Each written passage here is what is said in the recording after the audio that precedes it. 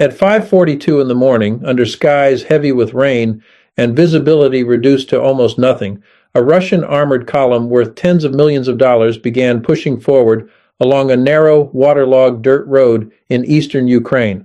22 heavy armored vehicles, moving in file, committed to the route, and already without a single shot fired, the conditions for catastrophe were being assembled around them. This is not a story about what drones cost. This is a story about what assumptions cost, and why the most dangerous moment in modern armored warfare is often the one that looks the safest. I have spent decades studying how armies move, how they fail, and how the gap between confidence and catastrophe can close faster than any commander expects. What unfolded on that muddy road in eastern Ukraine is not simply a tactical incident worth cataloging, it is a case study in how modern battlefields punish the wrong kind of certainty. And before this analysis is finished, you will understand not just what happened to that convoy, but why it was always going to happen once the first decision was made. Let me be direct about something from the start. The first mistake Russia made on that road was not a tactical error, it was a psychological one. The rain was heavy, the clouds were low, aerial observation was degraded. For the commanders ordering that column forward, the storm probably felt like an advantage, a natural screen that would compress risk and allow the formation to cover ground before conditions improved for the enemy. That reasoning is not irrational. Throughout military history, weather has been used to mask movement. Fog, rain, and low cloud have helped armies disappear from the view of their opponents long enough to reposition, reinforce, or strike. The logic is established. The problem is that it no longer applies the way it once did. And on this battlefield, applying old logic to new conditions is one of the most reliable paths to disaster. Here's what the storm was actually doing to that convoy, and this is where the analysis begins to matter. The rain was not only reducing visibility from above, it was simultaneously reshaping the physical structure of the formation on the ground. Heavy armored vehicles moving through deep mud cannot maneuver freely. They cannot easily break from a column, shift direction, or spread laterally without risking becoming stuck, damaged, or completely immobile. The road, narrow as it was, became the only viable route forward. That meant the entire column, all 22 vehicles, was forced into a single file on a single path, each machine dependent on the pace and position of the vehicle ahead of it. The formation had not been ambushed yet, but it had already been shaped into something fragile. This is a principle that every serious student of armored warfare must internalize.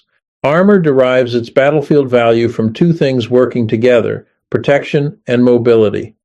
Remove mobility, and protection alone is insufficient. A tank sitting still on a fixed route, predictable in its direction and unable to deviate, is a fundamentally different military problem than a tank operating with freedom of maneuver. The Russian convoy still had all of its armor. It still had its guns, its crews, its communication systems. But it had surrendered by necessity the one quality that gives all of those assets real meaning. It was no longer a flexible instrument of offensive pressure. It was a long, slow, predictable line. And the battlefield was watching, but this is only the beginning of what went wrong, because Ukraine was not simply waiting for the convoy to appear, it was waiting for the convoy to commit. There is a distinction in modern warfare between reacting to an enemy's movement and forcing an enemy's movement into a chosen condition. Ukraine understood that distinction. As the Russian column pushed deeper into the mud, Ukrainian forces were not scrambling to respond. They were observing, calculating, and holding. The storm had temporarily reduced the operational effectiveness of FPV drone teams near the front. Flying in heavy rain introduces risk, reduced control signal reliability, mechanical stress on airframes, reduced precision. Ukraine treated this not as an obstacle, but as a condition with a timeline. The rain would not last forever. The cloud ceiling would lift, even partially, and when it did, the convoy would still be on that road, still compressed into the same narrow file, still committed to the same route geometry that made it vulnerable. The weather was not Ukraine's enemy. It was Ukraine's clock. This kind of patience is harder to maintain than it sounds, especially in a dynamic combat environment where pressure exists to act, to engage, to demonstrate presence. But patience in this context was not passivity. It was precision applied to timing. Ukraine was not choosing whether to strike. It was choosing when. and that choice was being made with an understanding of what the convoy would look like once the window opened. The target was already fixed in its position. The attack just needed to meet it at the right moment. What happens next changes everything, and because the moment Ukraine chose to launch was not the moment the convoy first appeared. It was the moment the convoy had advanced far enough that retreat and advance were equally compromised. When the rain eased enough for drone operations to resume with purpose, the Ukrainian attack did not arrive as a single wave from a single direction. Multiple FPV teams launched in close coordination, but they did not fly their systems through the same corridor of airspace. The drones were distributed across different altitude bands, approaching from separate vertical layers while converging on the convoy at nearly the same moment. This matters enormously, and it is worth slowing down to understand why. In a contested electromagnetic environment with limited visibility, stacking drones at different altitudes serves multiple functions simultaneously. It reduces the risk of collision between friendly systems operating in proximity. It complicates the threat picture for anyone on the ground attempting to identify the direction and nature of the attack, and it ensures that even if one altitude layer is partially disrupted by jamming or evasive action, other layers continue to deliver pressure. The attack was not a swarm in the casual sense of that word. It was a structured, layered assault profile designed to place the convoy under simultaneous stress from multiple vectors. This is the concept of saturation, and it deserves to be understood correctly because it is frequently misrepresented. Saturation in this context was not simply about sending more drones than a defender could shoot down. It was about forcing more decisions than a defender could process in the available time. A crew inside an armored vehicle already confined to a fixed position on a narrow, muddy road, suddenly facing drone threats arriving through multiple altitude layers, has to answer several questions almost simultaneously. Where is the primary threat? Which direction should the vehicle respond to first? Is the threat above, level, or below the horizon? Is there time to move, or is movement already compromised by the vehicles ahead and behind? Each of those questions takes time. Each decision competes with every other decision, and in the interval between the question and the answer, the drones are closing distance. Saturation worked here not because it overwhelmed physical defenses. It worked because it overwhelmed the human decision cycle inside a formation that had already lost its freedom of movement. And it gets even more serious from here, because Russia did not remain passive once those drones were in the air. The Russian convoy was not without capability. As the Ukrainian FPV systems launched, electronic warfare assets embedded within the column detected a sharp and sudden increase in radio frequency activity in the surrounding area. In modern drone operations, control signals are the invisible thread connecting operator to airframe. Find the signal, and you can sometimes find the operator, and you have the opportunity to disrupt the entire strike at its source rather than intercepting individual drones one by one. Russia understood this logic and acted on it quickly. Detection of elevated RF activity was passed through the defensive network, and counterfire against the likely operator area was initiated within a short window. That is a tactically coherent response. It demonstrates that the convoy still had functioning defensive architecture even under sudden pressure, and that Russian crews were trained to look beyond the drone itself toward the human network sustaining the attack. The underlying logic here is sound and worth examining. A drone strike is not purely an aerial event. It is a system: airframe, battery, explosive charge, radio link, and human operator. Break any critical component of that system and the strike may fail or degrade before it reaches its full effect.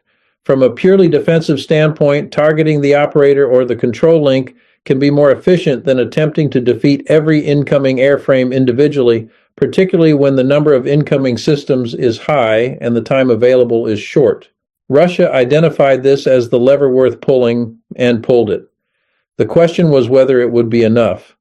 It was not enough, and the reason it was not enough reveals one of the most important structural lessons of this entire engagement. Ukraine had anticipated exactly this response. The operator teams guiding the drones were not consolidated into a single fixed position that, once found and targeted, would collapse the entire attack. Control had been distributed. Multiple teams positioned at separate locations were capable of guiding the drones already in flight. When Russian counterfire threatened the initial operator positions, those teams moved. control shifted to backup positions. The drones remained guided. The attack continued. This is the operational concept of distributed control under fire, and it transformed the character of the engagement at a fundamental level. A strike architecture that depends on one exposed control node can be defeated by one successful counteraction. A strike architecture that distributes control across multiple nodes with handoff capability between them is far more resilient. Russia detected the threat accurately, Russia responded with fire quickly, and Russia still could not stop the attack from reaching the convoy because the Ukrainian operating model had been built to survive exactly that sequence of events. The human network behind the drones had been designed with the assumption that it would come under pressure, and it had been designed to keep functioning when that pressure arrived. This single detail separates amateur drone use from professional drone warfare. Hardware matters, range, payload, and flight time matter. But the organizational structure behind the hardware, the command relationships, the backup protocols, the distribution of risk across people and positions is what determines whether a drone strike survives contact with a competent enemy. Ukraine's strike survived contact, and as a result, it reached the convoy at full effect at the moment the convoy was most vulnerable, with coordination intact and altitude layering still in place. The stage was now set for the most decisive phase of the ambush. The convoy was trapped on the road. The attack had survived Russian countermeasures. The drones were closing, and somewhere in the next few seconds the engagement would reach the moment that would define everything that followed. The moment when the front and rear of that column were disabled almost simultaneously. That single development, more than any other, would transform a dangerous situation into a catastrophic one, because once that happened, the convoy stopped being a formation, and it started being a target. The moment the lead vehicle and the rear vehicle of the Russian column were disabled in near simultaneous strikes, the nature of the entire engagement changed in an instant. What had been a dangerous situation became a terminal one. The convoy was no longer a moving armored force capable of pressing forward or withdrawing under control. It was a sealed corridor of heavy machines with no viable exit in either direction. The vehicles at the front could not pull the formation forward. The vehicles at the rear could not anchor an orderly withdrawal. Everything trapped between them, crews, armor, weapons, electronic systems worth tens of millions of dollars, was now fixed in place on a narrow, muddy road, exposed from above, and running out of options faster than any commander could address. This is the moment that armored doctrine fears most, and it is worth understanding exactly why. Armored formations derive their combat power from the integration of two qualities, protection and movement. Separate those two qualities, and neither one is sufficient on its own. A stationary armored vehicle is not the same military problem as a maneuvering one. It cannot create uncertainty for an attacker. It cannot reposition to reduce exposure. It cannot use speed and direction change to complicate targeting. It can only absorb pressure and return fire from a fixed point. That is a fundamentally weakened posture, and on a narrow road in deep mud with drones overhead, it is an almost untenable one. The vehicles trapped in the middle of that column still had their guns. Their turrets could still rotate. Their crews were still functioning. But none of that addressed the core problem, which was that the route was sealed, the terrain on either side was impassable under pressure, and every second of stillness made the formation more readable, more targetable, and more dependent on endurance rather than design. The mud made this worse in ways that compounded quickly. Heavy armored vehicles do not simply reverse direction or leave a road cleanly under combat conditions in saturated terrain. An attempt to break from the column and move laterally risks immediate loss of mobility. A vehicle stuck in deep mud under drone attack is not a recovery problem, it is a battlefield loss. Commanders inside those vehicles faced a cruel geometry. Stay on the road and remain a fixed target in a sealed corridor. Attempt to leave the road and risk becoming immobile in the open. Neither option restored the one thing the formation had already lost, the freedom to move with purpose. And in that environment, even the most experienced crews begin to shift their attention away from mission execution and toward immediate survival. That shift matters because it signals the moment when a formation stops functioning as a coordinated unit and starts functioning as a collection of isolated crews, each making individual decisions under rising pressure. What happens next is not chaos for its own sake. It is the predictable consequence of removing mobility from an armored force that was never designed to fight stationary. And it gets even more serious from here because Ukraine was not finished. Halting the convoy was never the final objective. Halting it was the condition that made the real objective achievable. In armored warfare, a vehicle stopped on a road is not necessarily a vehicle permanently removed from the fight. Recovery operations exist precisely because battlefield damage is often repairable. A track blown off, a sensor system damaged, an engine compartment struck but not destroyed. These are losses that maintenance crews can sometimes reverse, given time, access, and resources. Ukraine understood this, and it shaped the targeting logic of the strike's second phase.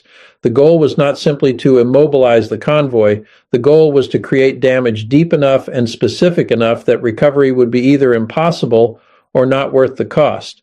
That distinction between stopping a vehicle and removing it from future use is what separated this ambush from a simple blocking action and turned it into a genuine material attrition event with consequences that would extend well beyond the road itself. The targeting in this phase was precise in a way that contradicts the common assumption about cheap drone systems. FPV drones are frequently discussed in terms of their low cost relative to the targets they engage. That framing is accurate but incomplete. The cost differential only becomes militarily significant when the drone reaches the right point on the target. Striking the front glacis plate of a main battle tank with a small-shaped charge accomplishes very little. The armor is thickest there, the charge is smallest at that range, the exchange is unfavorable, but striking near the engine compartment, the turret ring, an open hatch, or an exhaust vent tells a completely different story. These are locations where protection is reduced by design, where mechanical complexity creates vulnerability, and where a relatively small explosive effect can produce damage that cascades through the vehicle's systems. An engine fire does not simply stop a vehicle. It destroys the power system, potentially ignites fuel, generates heat that degrades crew survivability, and can render the entire platform unrecoverable without a complete overhaul. A strike that jams the turret ring removes the vehicle's ability to engage threats effectively, which reduces its value even if the hull remains intact. A strike through an open hatch delivers blast pressure and fragmentation directly into the crew compartment, where the consequences are immediate and severe. Ukraine was not using drones as blunt instruments. It was using them as precision tools applied against a target set that had been studied and understood. The trapped vehicles were not being struck randomly. They were being struck at the places where small charges produce large and lasting effects.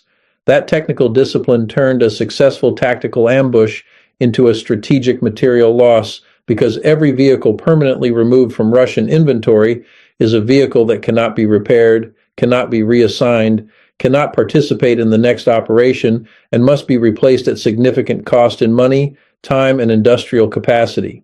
Multiply that across a convoy of 22 vehicles, and the ambush stops being a single tactical event and starts being a measurable reduction in Russian offensive capability across a wider operational window.